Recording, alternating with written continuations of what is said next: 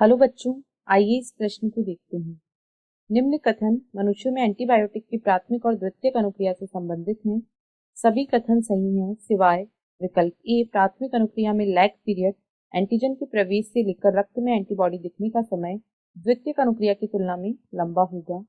B, प्राथमिक अनुक्रिया में उत्पन्न प्रीडोमिनेंट आइसोटाइप IgM है, जबकि द्वितीयक अनुक्रिया में IgG होता है।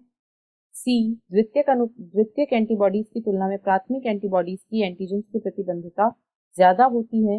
या विकल्प बी, द्वितीयक प्रतिरक्षा अनुक्रिया की तुलना में प्राथमिक प्रतिरक्षा अनुक्रिया अधिक तीव्र और प्रभावी होती है। इस प्रश्न की जो मुख्य अवधारणा वह है प्राथमिक व द्वितीयक प्रतिरक्षा अनुक्रिया। प्राथमिक व द्वितीयक प्रतिरक्षा अनुक्रिया, यहाँ पर हम जो रोगजनकों के प्रवेश के फलस्वरूप अनुक्रियाएं होती हैं प्राथमिक तथा द्वितीयक, उनके बारे में देखेंगे। तो सबसे पहले यदि हम प्राथमिक अनुक्रिया की बात करें तो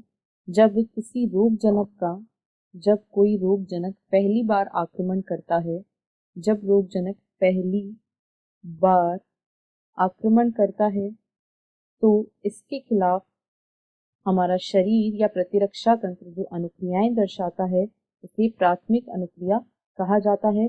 प्राथमिक अनुक्रिया जो होती है यह विकसित होने में लंबा समय लेती है। यह विकसित होने में अधिक समय लेती है। यह विकसित होने में अधिक समय लेती है और यह तुलनात्मक रूप से कम समय के लिए प्रभावी होती है।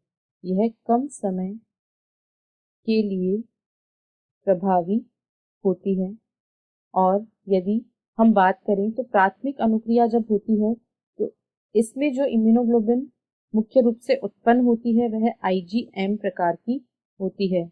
लेकिन जब वही रोगजनक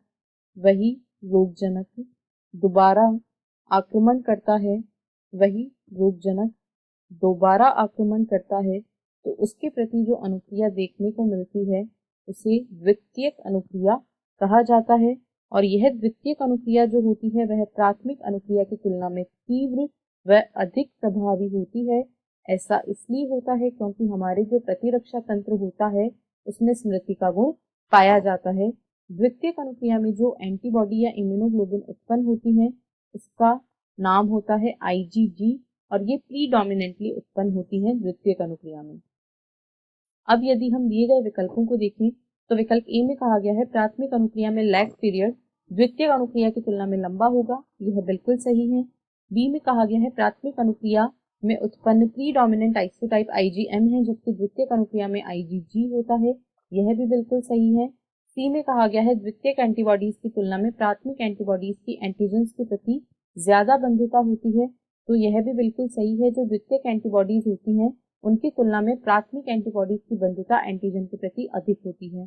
डी में कहा गया है द्वितीयक प्रतिरक्षा अनुक्रिया की तुलना में प्राथमिक प्रतिरक्षा अनुक्रिया अधिक तीव्र और प्रभावी होती है, तो ऐसा नहीं होता है। जो द्वितीयक प्रतिरक्षा अनुक्रिया होती है वह प्राथमिक प्रतिरक्षा अनुक्रिया की तुलना में अधिक तीव्र होती है और प्रभावी होती है, ना कि प्राथमिक प्रतिरक्षा अनुक्रिया अधिक तीव्र और प्रभावी होती है। अतः विकल्प डी इस प्रश्न का सही उत्तर है। आशा है आपको प्रश्न समझ आया होगा। धन्यवाद।